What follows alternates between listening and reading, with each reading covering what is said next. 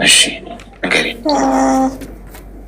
ከ9 ዓመት ማለት 2005 በኢትዮጵያ ማለት ነው።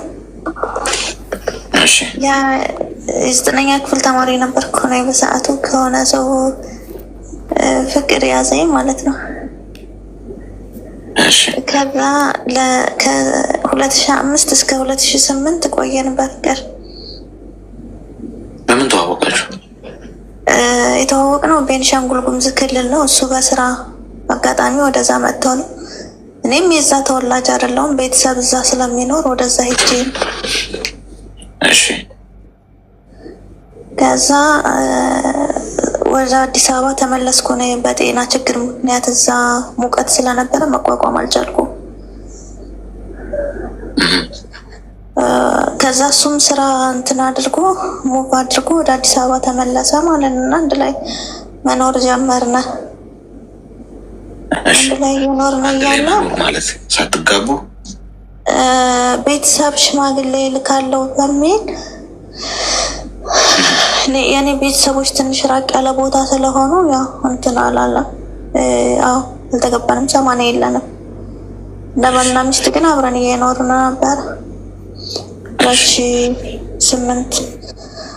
2007 መጨረሻው ላይ እስከ 2008 ታህሳስ ወር ድረስ ማለት ነው። ታህሳስ አካባቢ አላቅም፣ እሱ ለካ ፍቅረኛ ነበረችው። እኔ በእሷ ልደረብ እሷ በእኔ ትደረብ አላቅም። እስከ ዛሬ ድረስ አልተፈታልኝም ይሄ ነገር ማለት ነው። እና ከዛ በኋላ እኔ ወደ ስደት እንድወጣ በጣም ይገፋኝ ነበረ እና እኔ ከሀገር መውጣት ፍላጎቱም አልነበረኝም በሰዓቱ። መጨረሻ ላይ በሆነ አድሮ መጥቶ ደበደበኝ። አድሮ መጥቶ መታኝ ማለት ነው።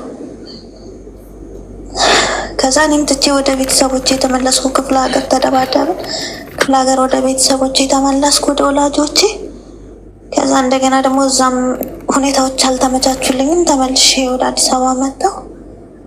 እዛ በ10 ሰርተፍኬት ገቢዎች እና ጉምሩክ ስራ ጀመርኩ። በጽዳትና ተላላኪ ሁኜ ማለት ነው። ከዛ በኋላ እንደዛ እያለ ስለሱ ማጣራት ጀመርኩ ወደኋላ ተመልሼ። ከዛ እንደወለደ እና ከወለደላት ልጅ ጋር አብሮ እየኖረ እንደሆነ ምናምን በአይኔ በብረቱ በሰው እንትን አይደለም፣ በሰው ወሬ ምናምን አይደለም፣ በአይኔ በብረቱ አየሁ ሄጄ ቦታው ድረስ። በሰው ወሬ አላምንም ብዬ ግን አሁን እኔ ከሀገር ወጥቻለሁ። ወደ 9 ዓመት ሆኖኛል ስደት ላይ 2008 መጨረሻ 2009 መግቢያ ላይ ነው የወጣሁት። አሁንም ግን ይደውልልኛል ስላለው ነገር ምናምን፣ ስለ አፈራው ንብረት ምናምን ይነግረኛል። እኔ ይሄ ከምን አንጻር ነው? እኔ እና እሱ ህይወት የለንም። እሱ 2 ልጆች 3 አሁን 3ኛ እንደወለደ ምናምን ሰምቻለሁ። አሁን ላይ እኔ ለሱ ምንም አይነት ቦታም የለኝም፣ ስሜቱም የለኝም። ግን ከምን አንጻር ነው ይሄን የሚለው? እና እንደገና ደግሞ ወደ ህይወቴ ሰው ለማስገባት ራሱ በጣም በጥርጣሬ የተሞላ ሆነብኝ። እንዴት ላድርግ? ህይወቴ በጠቅላላ በጥርጣሬ የተሞላ ነው። ወደ እኔ የሚመጡ ሰዎች መልካም ሰዎች ሊኖሩ ይችላሉ፣ ግን ፈሪ ሆንኩ። በቃ ሁሉም የሚከዳኝ የሚዋሸኝ ምናምን ይመስለኛል።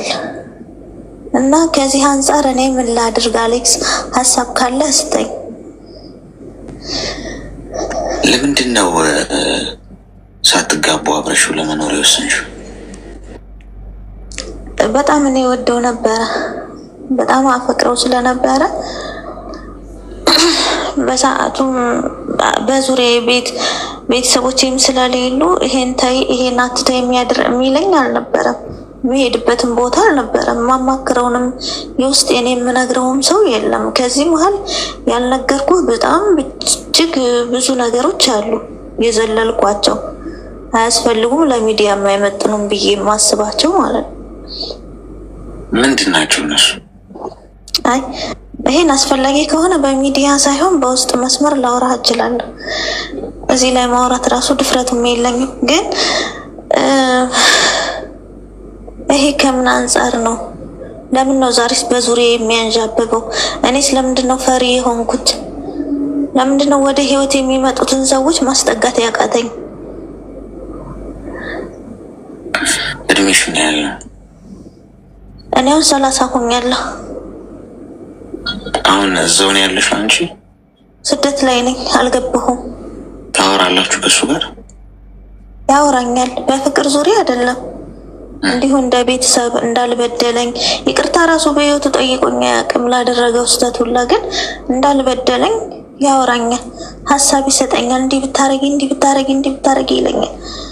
ግን ደግሞ ከምን አንጻር ነው? ለምን እኔን እንደዛ ሰባበረኝ? አሁን ደግሞ ከምን አንጻር ነው እንዲህ የሚለኝ የሚለው ነገር ሁሌ ጭንቀት ነው የሚፈጥርብኝ ለእኔ። ታፈቅረዋለሽ አሁን ድረስ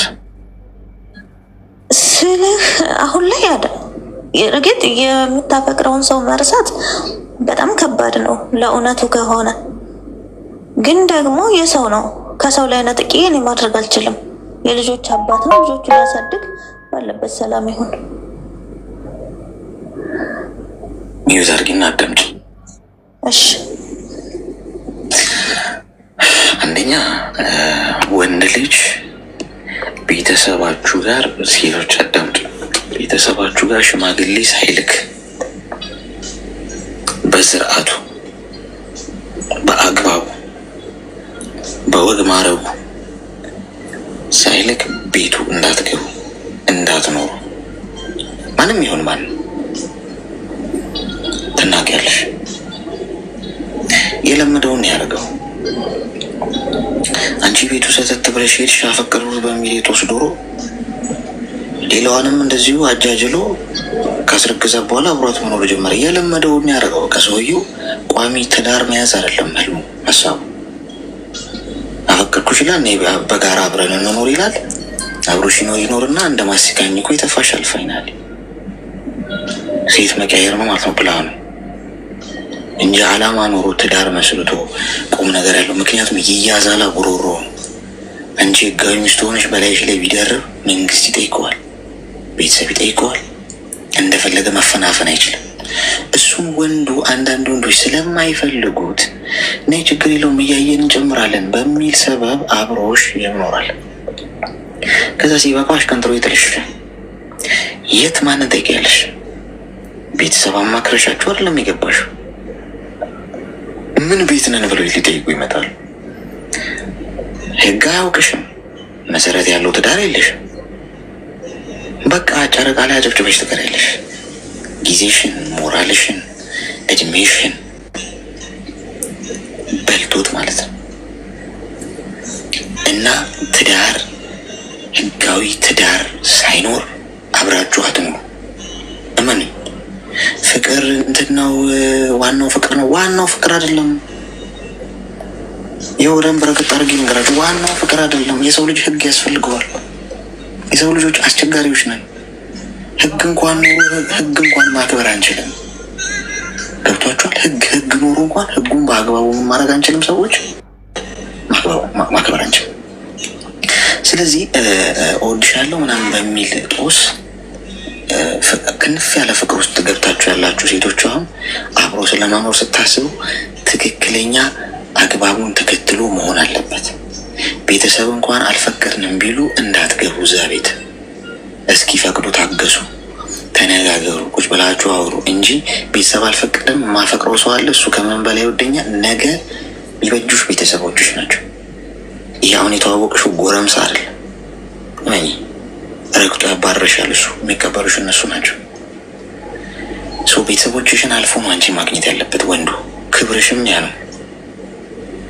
አንቺ ያንን ስላላደረግሽ ነው ይኸው እየተጫወተብሽ እንደፈለገ። ሁለተኛ ነገር ለምንድን ነው የምታወሪው? ያልገባኝ ነገር ለምንድን ነው የምታወሪው? እስካሁን ጨርሰሻል እኮ ከእሱ ጋር። እንዲህ ሰውየው ሌላ ህይወት አስረግዞ ሌላ ሴት እየኖረ ነው አልሽኝ። ይህ ሀሳብ ይሰጠኛል። ሰይጣን ሀሳብ ሊሰጠኝ ቢመጣ አቀበለዋለሁ እንዴ? ሀሳብ እኮ ከሁሉ አይቀበልም። ምሳሌ ነው ማነግርሽ።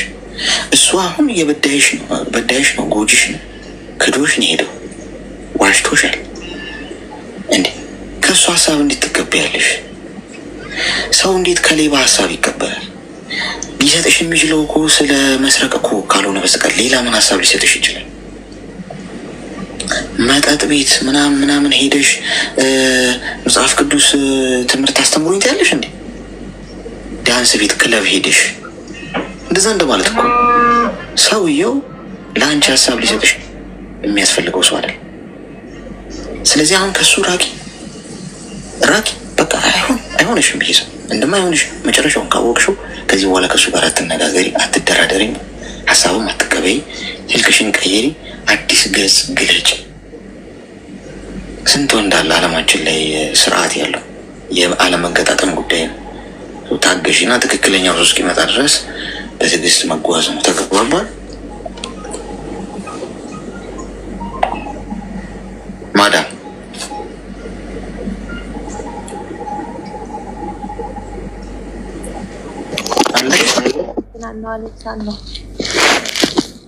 ሰምተሽኛል?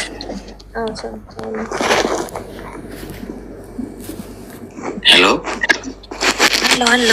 አለሁ ሰምቻለሁ። አሌክስ አመሰግናለሁ። እሺ እኔም አመሰግናለሁ።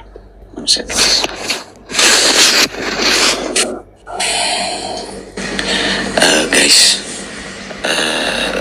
ኮይን ልስጣችሁ ዛሬ። አይ ቲንክ ማስቀመጥ የምችል ይመስለኛል። መግባት ስፈልግ ነበረ። ሳውዲ ከመጣሁኝ ከሆነ ልጅ ጋር ተዋውቄ ነበረ ማለት ነው። ከመጣሁ ከ7 ወር በኋላ በኢሞን የተዋወቅ ነው። ስልኬን ሰው ሰጡት ነው እና በፍቅር 2 አመት ከ5 ወር አብረን ቆየን ማለት ነው። ከዛ በመሀል እሱ ተይዞ አገር ገባ። አገር ከገባ አመት ሆኖታል እና የአገር ከገባ ወደ ጊዜ አይሰጠኝ ምናምን እና እኔ እንደማይፈልገኝ ምናምን ይሰማኛል። በቃ ሁሌ እንጨቃጨቃለን። ለምንድነው ጊዜ ማሰጠኝ ምናምን እያልኩኝ ማለት ነው። ከዛ አሁን ላይ አይፈልገኝም በሚል ምክንያት እንለያይ ምናምን ስለው እሺ አለኝ። ከዛ ከሆነ ሰው ጋር 3 ቀን አወራሁኝና ወደ ትዳር ገባሁኝ ማለት ነው። አገባሁ። ቆይ የኔ እናት በ80 ነዳሹ መጀመሪያ የዚህኛውን ሰውዬ ሳንጨርስ አገር ቤት ከገባ በኋላ ለምንድን ነው አልፈልግ እንለያይ ያልሽው? እሱ ጊዜ አይሰጠኝም፣ አይደውልልኝም። ቢያንስ ከ2 ቀን አንዴ ወይ ሀይ ይለኛል ወይ ሰላም ነው ይለኛል። በቃ አናወራም፣ እንደ ድሮ አናወራም። እዚህ እንዳለ እንደሚደውልልኝ አናወራም። ከዛ እኔን እንደማይፈልገኝ ይሰማኛል። አትፈልገኝም ወይ ቤት ጠይቀው ደግሞ ለምንድን ነው እንደዛ የምትይው ይለኛል። እንደዛ ያን አመት አስቆጠርን። እዛ ከገባ ራሱ 2 አመት ከ5 ወር ቆየም ማለት ነው።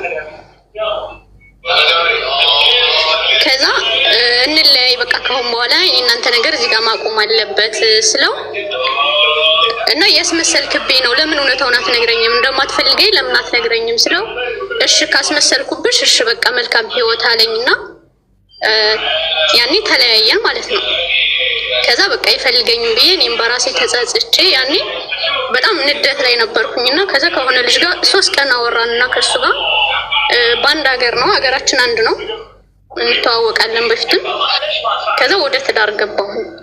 ከዛ ካገባሁ በኋላ መጥቶ በቃ እኔን እንደከዳተኛ እኔን እሱን እንደከዳሁ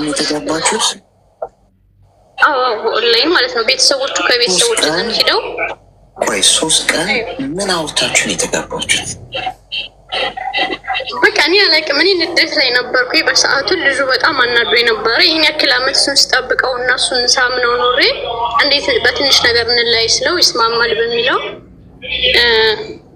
ወደዚህ ነው እንደወደደኝና በቃ ትዳር እንደሚፈልግ ነገረኝ። ከዛ እኔ የምሻልኩኝና እሱ ቤተሰቦቹን ወደ ቤተሰቦች ልኮ ተጋባን። 3 ቀን ብቻ ነው ያወራነው ማለት ነው። ከዛ ቀን በቀን ከልጁ ጋር በማወራሳል ምንም በቃ ፍቅር ሊይዘኝ አልቻለም። ደስተኛ አይደለሁም። በቃ አዳማጭ ብቻ ሆንኩኝ ማለት ነው። ያኛው ደግሞ በጣም ጎዳሽኝ እያለ ራሱን እንደ እንትን አድርጎ እኔ ህሊ ላይ እንዲጸጽተኝ ያደረገ በቃ እኔ መናገር ራሱ ያቃተኝ ነው ማለት ነው። እና በጣም የሆነ ጭንቀት ውስጥ ነው ያለሁት። ይሄኛውንም ለመተው ሁለታቸውንም ለመተው ነው እኔ አሁን ፍላጎት ያለኝ ማለት ነው። ይሄኛውን ደግሞ ልተው እንለያይ ስለው ለምን አለና በቃ አለ አይደለ የኔ ህይወቴ ይጎዳል። ለምንድን ነው ትናንትና ተጋብተን ዛሬ እንለያይ የምትይኝ? ምን አድርጌሽ ነው ምን አስቀይሜሽ ነው አለኝ። እኔ ደግሞ ደስተኛ ልሆን አልቻልኩም። ያኛው ደግሞ በጸጸት ህሊናዬን በቃ አይደለ ጎዳሽኝ፣ እንደዚህ አደረግሽኝ፣ ሳምንሽ፣ ከዳሽኝ ምናምን እያለ ብዙ ቴክስቶችን ይልክብኛል ማለት ነው። እና ካንተ ምክር ፈልጌ ነው። እድሜሽ ምን ያህል ነው? እድሜ 25። አሁን ያገባሽውን ሰው በአካል ታውቂዋለሽ? እሱ ያቀኛል፣ እኔ አላውቀውም፣ ግን አንድ ሀገር ነው ያለው። አንዴ እኔ ጥያቄው ፊት ለፊት እኔና ታውቂዋለሽ ከተባለ ማታውቂው ከሆነ አውቀዋለሁ፣ አላውቀውም። ታውቂው ከሆነ አውቀዋለሁ ማለት ነው። እሺ፣ በአካል አታውቂውም። እንደዚህ ምን እንደሚሰራ ህይወቱን ምናምን ታውቂያለሽ ስለሱ? ህይወቱን ነግሮኛል። ትዳር አግብቶ እንደነበረ አንድ ልጅ እንዳለው እና እዚህ ደግሞ እንደሚሰራ ነግሮኛል።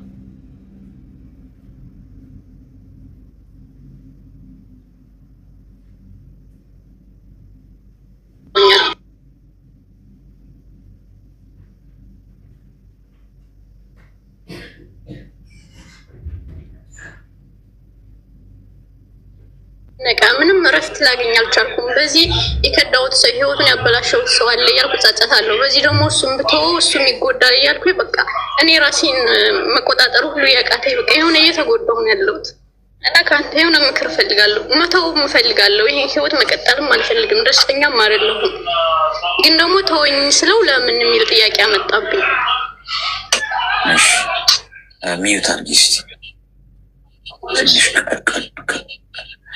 ከበድ ያለ ቀዶ ጥገና ያስፈልግሻል። አንቺ አሁን እሳትሽ ነገሮች በስሜታዊነት አይደረጉም። የሰው ልጅ ትልቁ ችግሩ ወይም ትልቁ ጠላቱ ምን እንደሆነ ታውቂያለሽ? ስሜታዊነት፣ ኢሞሽናል ነው። ገብቶሻል? ከፍቅረኞቻችሁ ጋር ስትለያዩ ወይ ስትጣሉ ቶሎ ብሎ ሌላ ግንኙነት ውስጥ መግባት፣ ቶሎ የታባቱ ሰራለታለሁ ብላችሁ የሆነ ሰው የጎዳችሁ ይመስላችሁና ትገባለች።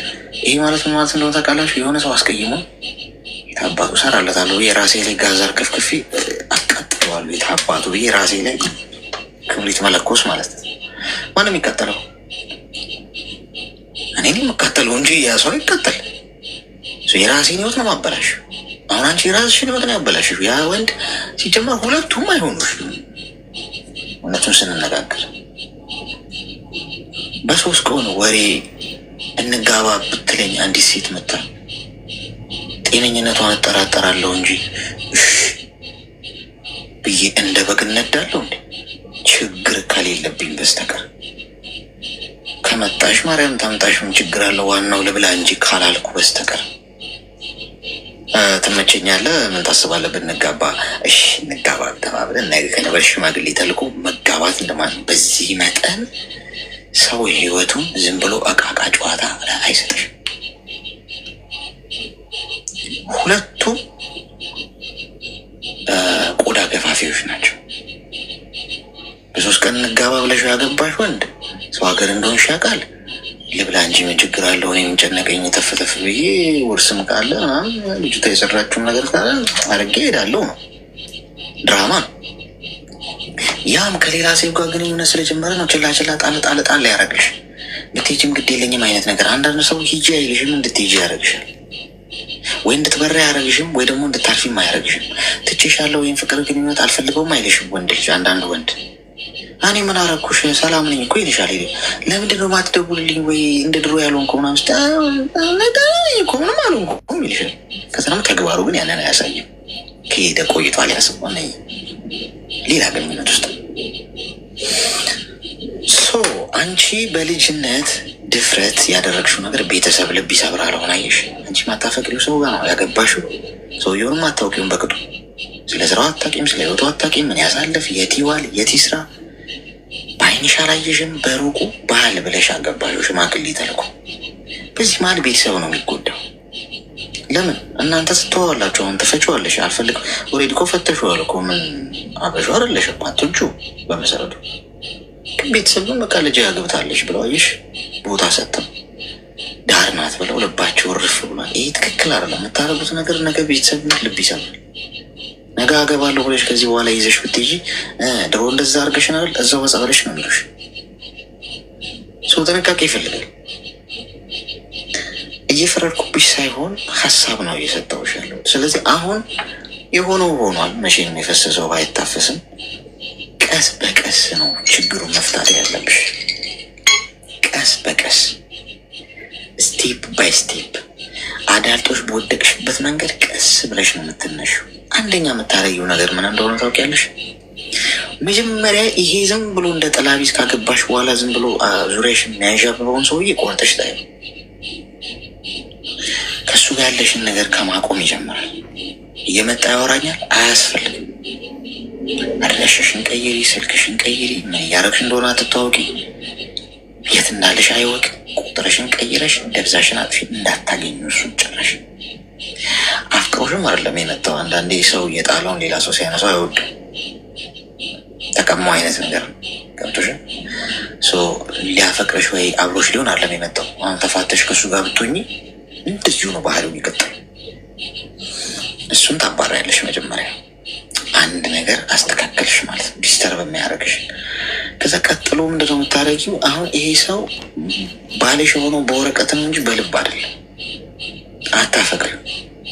ስለዚህ ቀስ ብለሽ ከዚህ ሰው ህይወትም ለመውጣት ትሞክሪያለሽ። የቤተሰቦችሽንም ጉዳይ በማያበላሽ መልኩ ስትሄጂ ታስረጃቸዋለሽ። እሱ ግን አሁን ቀስ እያልሽ እየራቅሽ፣ ወሬሽን እየቀነሽ፣ ኮንቨርሴሽንን እየቀነሽ ነይ። ምክንያቱም የገባሽው ዘለሽ ነው። በ3 ቀን በአንዴ የገባሽበትን ጣጣ በአንዴ ነቅዬ እወጣለሁ ወይ እንደዚህ ጎትቼ ቆርጬ እጥላለሁ ካልሽ እዛ ጋር ብዙ የምታበላሽው ነገር አለ። ሄዶ እዛ ቤተሰብ ጋር ብዙ ሊል ይችላል። ከዛ እነሱ ደግሞ ሌላ ታሪክ። ቀስ እያልሽ መጀመሪያ የተወጠረውን ነገር እያረገብሽው ትመጫለሽ። ከዛ ስትሄጂ የቤተሰቦችሽን ጉዳይ ቁጭ ብለሽ ታስረጃቸዋለሽ፣ ስህተት እንደሰራሽ ሰው እንጂ ለማንም በሊታ አሳልፈሽ ህይወትሽን አትስጪ። የትኛውም ወንድ ዘለሽ ለአግባህ ብትዩ ጤነኛ ወንድ እግዚአብሔር ምስክሬ ነው የምልሽ በ3 ቀን አይደለም በ3 ወር በ3 ዓመት ገና ላስብበት ነው የሚልሽ። ጤነኛ ወንድ የምልሽ እኮ በቃ ሰው መጉዳት የማይፈልግ ማለት ነው። በቃ ማለት እውነተኛ ልብ ያለው ወንድ በ3 ዓመት እንኳን ኧረ ቆይ ልዘጋጅ ሊልሽ ይችላል። ሰው አስቢበት። ባባል ሻሌክስ ትክክል ነህ። ግን ደግሞ አሁን እንገናኝ ይለኛል ማለት ነው። እኔ ደግሞ መገናኘት አልፈልግም። እኔ ስራ መስራት ነው የምፈልገው። እንገናኝ ይለኛል፣ እኔ ደግሞ ማግኘት አልፈልግም ስለው በዚህ እንጨቃጨቃለን ማለት ነው። አሁን እኔ ከሁለታቸውም መሆን አልፈልግም። ያኛውም ያኔ የጸጸት ስሜት እንዲሰማኝ እያደረገ ነው እሱ ነገሮችን ከተወ በኋላ። ይሄኛውን ደግሞ ሳውሩ በቃ እኔ ደስተኛ ነኝ። ቆይ ያንንማ እኮ ጨረስን። ያንንማ አባሪው በቃ አይሆንሽም እኮ እሱ 2 ቦታ እንዴት ተሰነጣጠቂያለሽ? ሊሆንሽ አይደለም የመጣው። እሱን አባር በቃ ጨረስን። የሱን ጉዳይ ደመደምን። ይሄ ግን ቤተሰብ ገብቶበት ማግሌ ተልቆ የገባሽበት ጉዳይ ስለሆነ ዝም ብለሽ ቆርጠሽ ልጣል ካልሽ እዛ ቤተሰብ ጋር መረባበሽ ይመጣል። አሁን ደግሞ እዚህ ለቤተሰብ ለማብራራት አንቺ ገና ነሽ። አሁን ቀስ እያልሽ ከእሱ ጋር በየቀኑ የምታወሪ ከሆነ 1 ቀን የዘለሽ 2 ቀን የዘለሽ እየቀነሽ እያረገብሽ እያራቅሽው ትመጪና ከዛ ነገሮች ልክረደብ ሲሉ ያኔ ለማብራራትም ይመችሻል። አሁን እንግዲህ ትኩስ በሆነበት ጊዜ ግን ዘለሽ የሆነ ነገር አደርጋለሁ ብትይ እኔ ለቤተሰቦች ስላሳሰበኝ፣ ምክንያቱም እነሱ የሚያስቡት ልጃችንን ዳር ናት አገባችልን ብለው ነው። ገብቶሻል? የአንቺ ማለት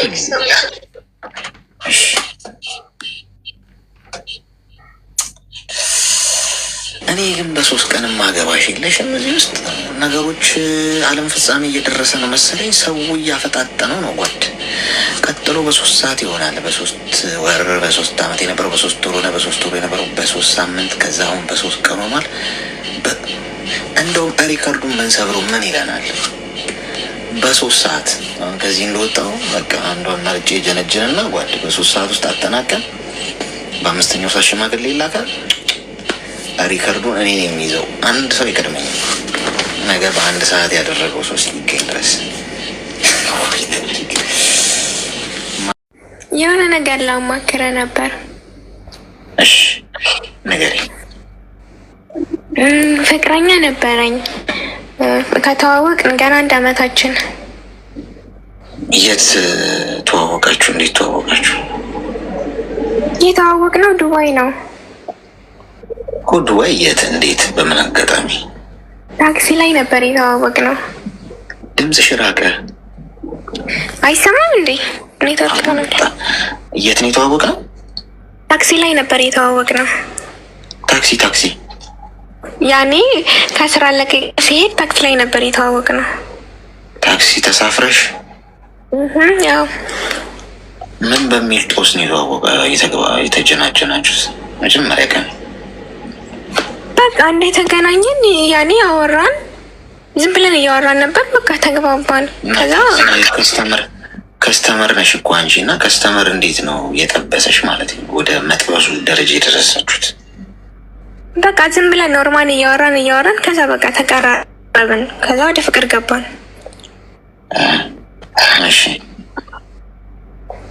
ከዛም በኋላ 1 ዓመት ሆነን እና አሁንም ወድሻለሁ ምናምን ይለኛል። ግን እሱ የሚያደርገው ነገር የሆነ በቃ እኔ እንጃ የሆነ ግራ ነገር ነው የሚያደርገው።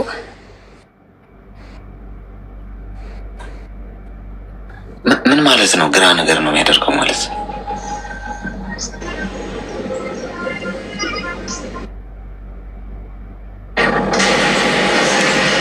ምንድን ነው? ተፈጠፈጠች ኔትወርኳ ነው ወይስ